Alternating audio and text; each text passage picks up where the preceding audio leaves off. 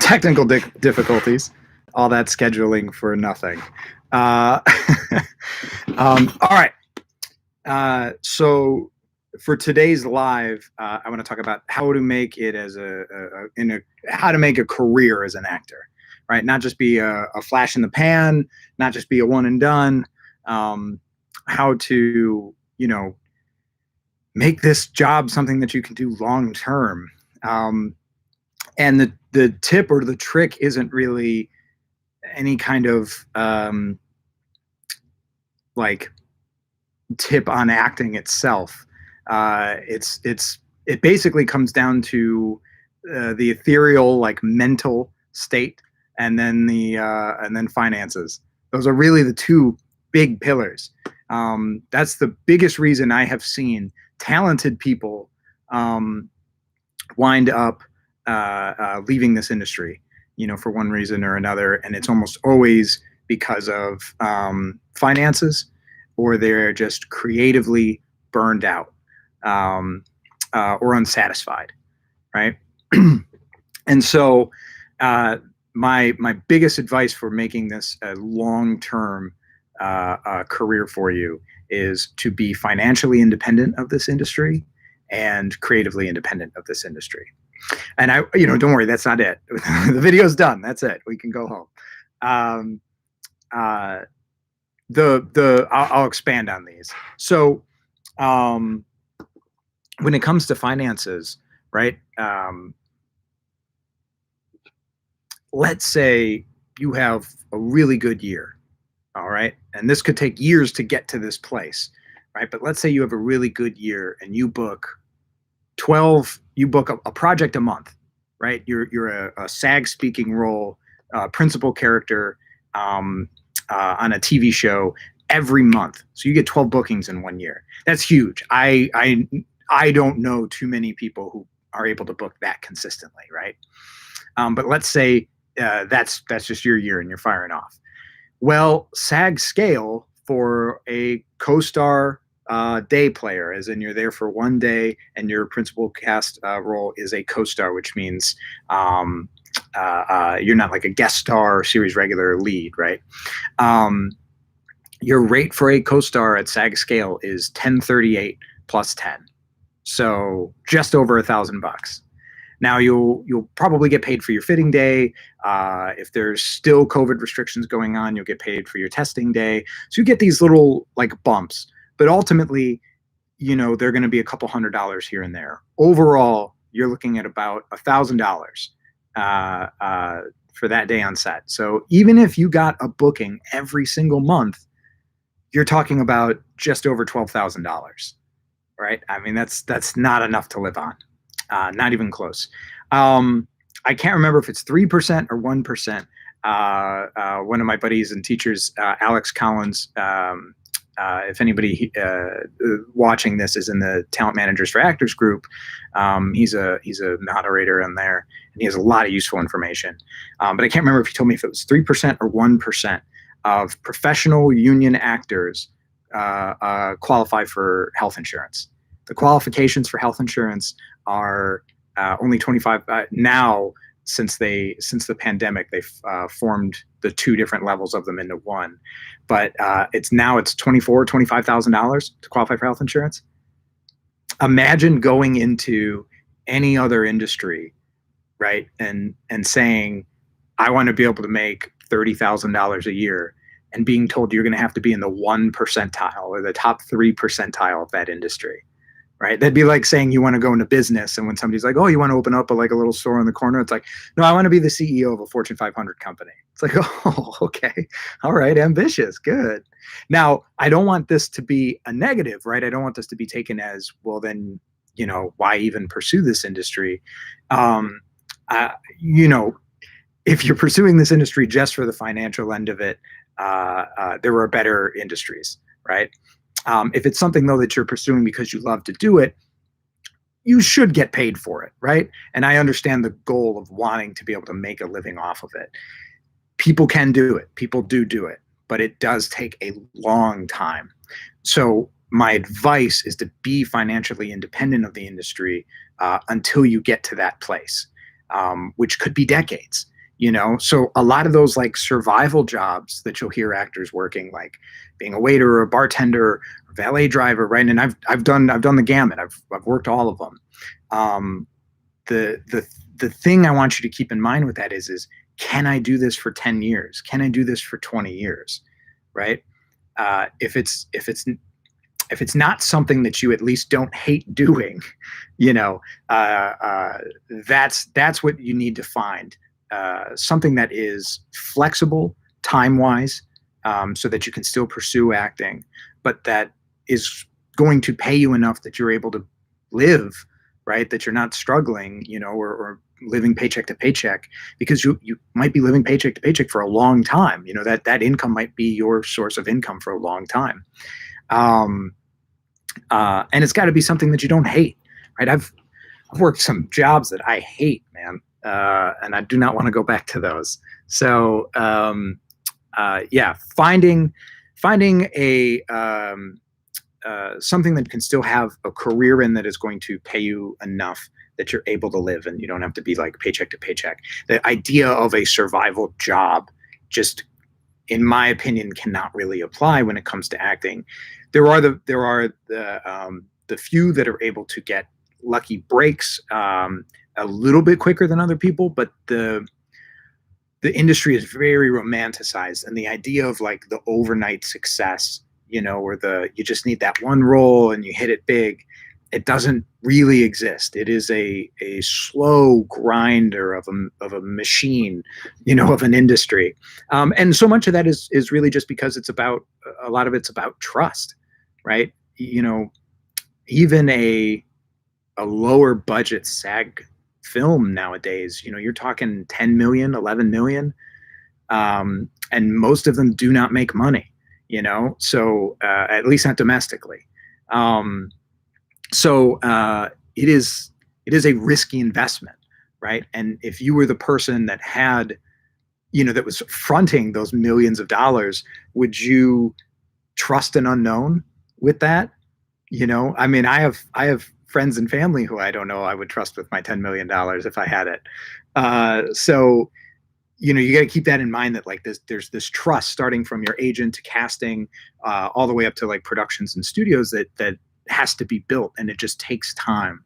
A lot of those people that you see that are A-list celebrities and stuff like that, they've been doing it for years, right? Like you might know somebody like Jake Gyllenhaal from Donnie Darko, right? And that was back when he was in his late teens, early 20s, I think. But that's not when he started acting. He's been acting since he was a kid, so I don't know how old he is exactly right now. I'd imagine he's in his 30s, maybe early 40s, but that means he's been doing it for almost 3 or 4 decades. And that's not to say that that's how long it's going to take everybody, right? Like I said, there are people who are able to rise through it for a mixture of talent, luck, opportunity, all those kind of things put together. But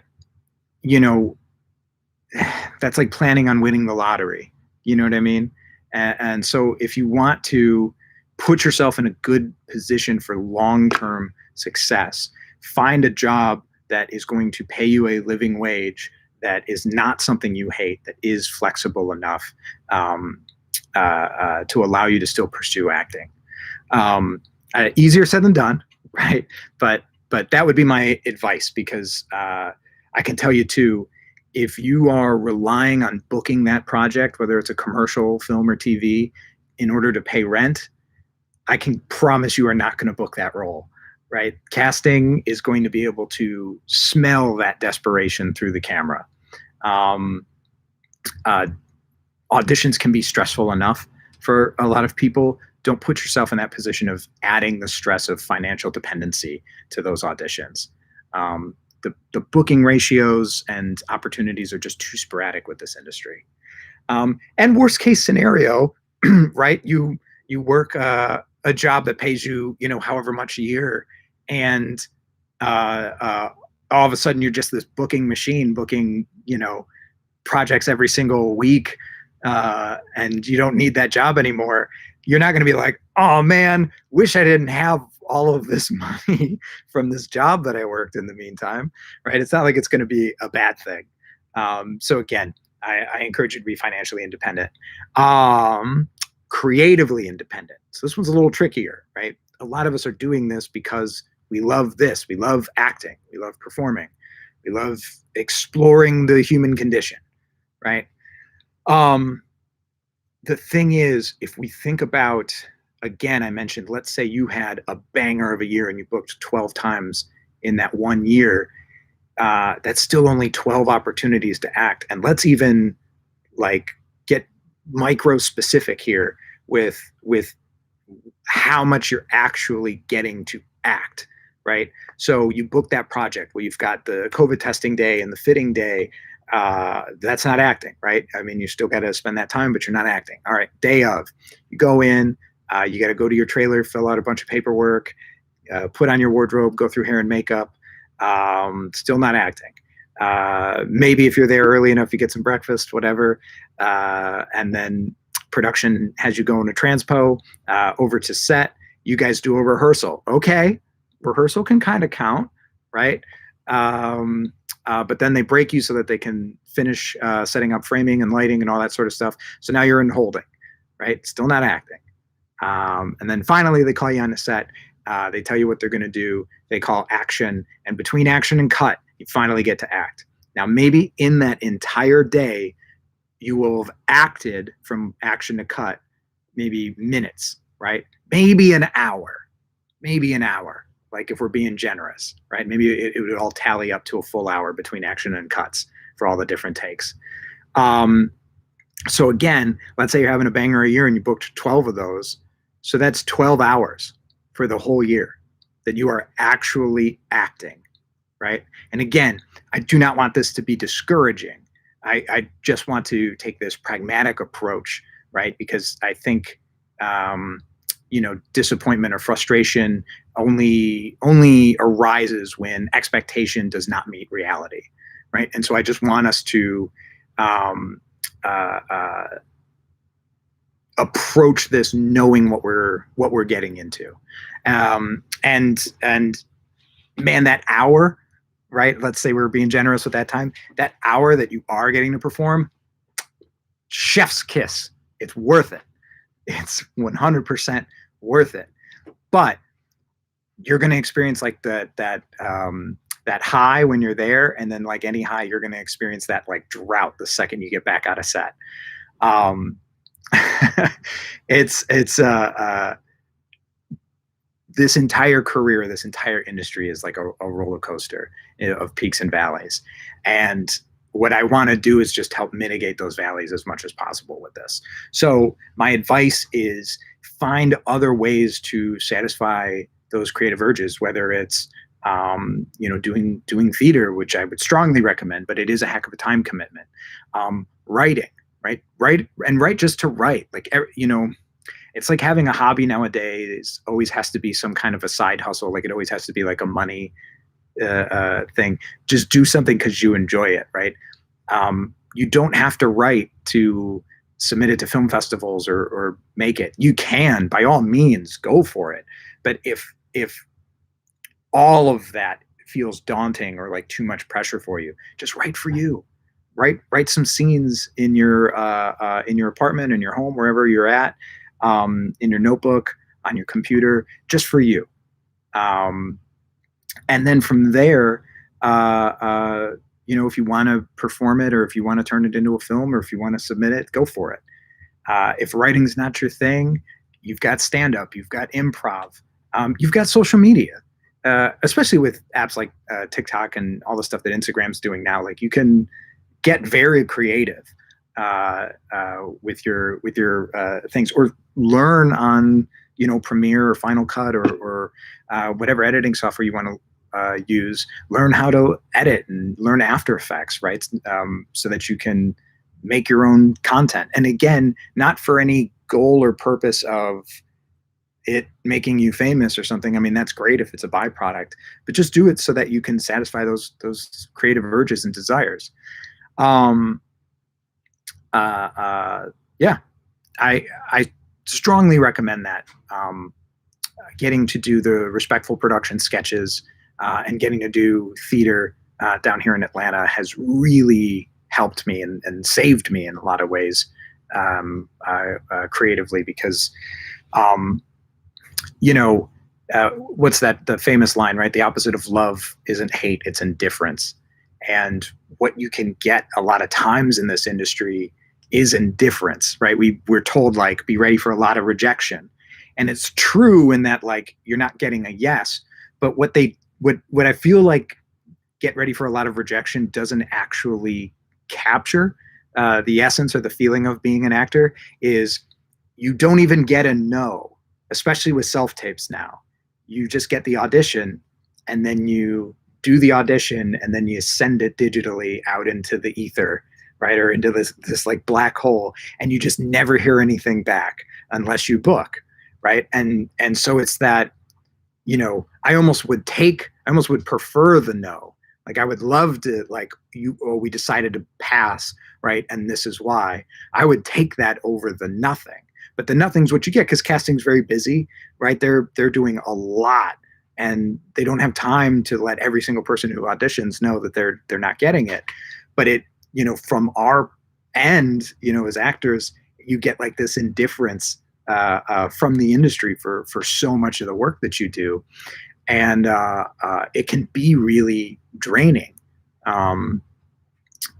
So again, I strongly recommend finding some other type of creative outlet, so that you're not financially desperate when you're doing your auditions, and not creatively desperate when you're doing your auditions. I had gotten to a point where we were doing Respectful Productions every week. And so we were going from coming up with the concept to storyboarding to, writing and figuring out the production logistics, and then filming and acting in them and all that. And, I'd get auditions through that, and it would be like, oh man, I just got an audition for, whatever show. And it'd be like, this is so cool. But man, I don't have like so much time to like obsess or be desperate about this, because I've got this other thing that I also have to do that I'm like super excited about, or if I don't hear back from this project, like, it's not even registering, because it's like, oh man, but I'm on set today working on this, and like getting to improv a little bit on set and goof around and be creative and stuff. So my best advice for making it in this industry, because this is not a sprint, it is a marathon of an industry. And the biggest reason I will see people drop off, and there's no shame in it either at all. This industry is grueling. You have to sacrifice a lot. And again, I don't mean that to be daunting to anybody, just pragmatic. But the main two reasons I've seen people have to stop is either finances or creative drain. And I've almost been there myself a couple of times. So I hope that advice helps. And I hope you're able to take it and run with it. And I can't wait to see you, on the silver screen or on the big screen. If anybody has any questions, please comment below, or anything they'd like to add. If anybody has any topics that they'd like me to make a video on and answer any questions, please let me know as well in the comments. I have a mailing list that you can sign up for. I'll put it in the description below after this live finishes. And with it, you get a free PDF of the script checklist with like explanations for each one: objective, obstacle, tactics, relationship, circumstances, and arc. And I'll be keeping you up to date whenever there's new videos or new content, or some other possible freebies. And if you haven't yet, if you could like or subscribe to the channel. I hate always asking for that, but it's the only way to make the channel grow. And the purpose of this is to try to help out as many actors or burgeoning actors as possible. So I would appreciate it. Or share it, tell your friends about it if you have friends who are actors. All that helps. Trying trying to think if there's anything else. No. You guys take care. Have a great weekend. I've got an awesome video I've been working a little bit on each week that I will be posting here in the next week or two. It's dependent on some other people, so it'll just depend on when they can get their stuff to me. But that one I think people will enjoy a lot. So please keep an eye out for that one. All right, guys, take care. Best of luck on any of your upcoming auditions. Break a leg. Good luck. Hope you get cast. Waka waka. Adios.